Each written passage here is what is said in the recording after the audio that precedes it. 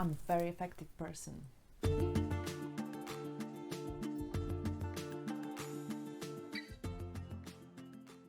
Hey again, Gosha, sociologist and psychotherapist. And today I share with you another impression, lesson, understanding about life that I developed in my own life, and also I see it's beneficial also for my client. And literally, it's about observing life as much as acting in life. You see, nowadays we have this culture of people working so hard, and people of doing so many things almost at once, or being involved in so many different projects. And even if you work full time, you are a mother or father, you're just working on maybe some of your hobby or additional projects or freelancing. You're also attending some kind of I don't know, fitness course or maybe other interest group, and there are so many things that you're just jumping from one thing to another. And believe me, I've been there as well. For the past few years, I was studying, I was working full time, I was traveling from one city to the other to fit all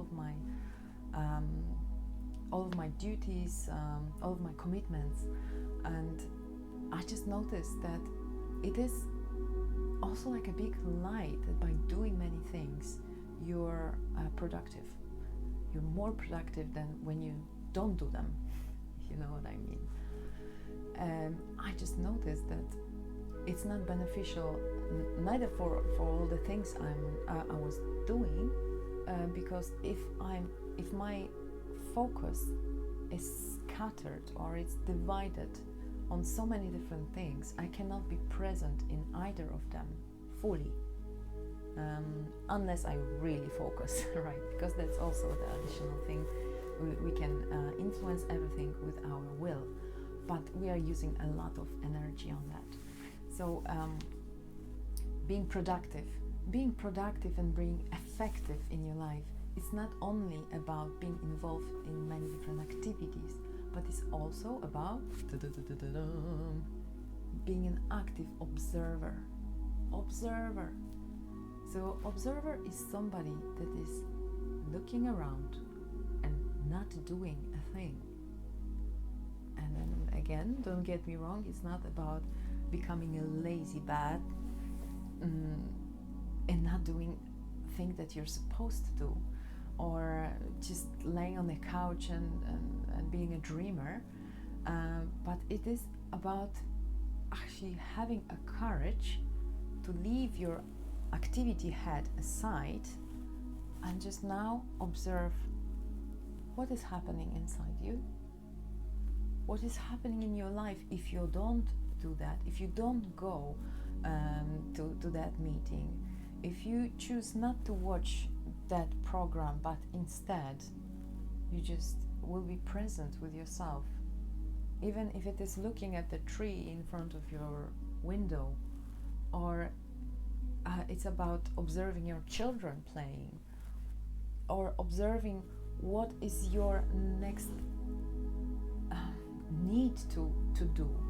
You know, even this kind of developed habit of just taking your phone again and start, clicking, or taking a remote and start switching programs, or even going out to the shop just to buy bread, just to do something. If you start observing these things, you might start developing understanding that it's not about doing things that makes us effective, but also about narrowing our focus, what is really worth acting on. You see, when you're observing without expectation what you will observe, then you can actually find things you were looking for. You can find certain answers to the questions you're asking yourself while doing all of these things. Maybe you're attending different even classes, different courses to find answers to your everyday questions. But my recent experience is when you just stop and stop expecting what the next moment is to bring you, all of these answers start to come to you. And you also see yourself more honestly in how you want to act, what you want to manifest in your reality within the next 5 minutes, within the next 5 days or months. And through that understanding is much more beneficial than any other external knowledge that you can learn about the world. First, you need to understand your world.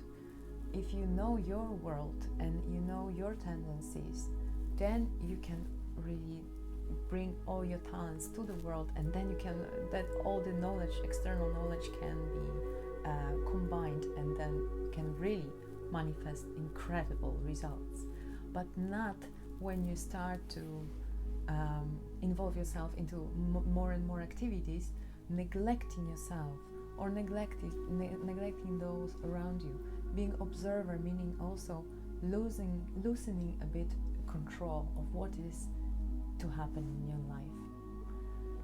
I'm aware of that it's a contradiction, because on one hand you need to be focused on the goals you want to achieve, but on the other you need to have a courage to let them go, to let things evolve on their own. I wonder whether it makes sense to you. And again, let me know if you choose to.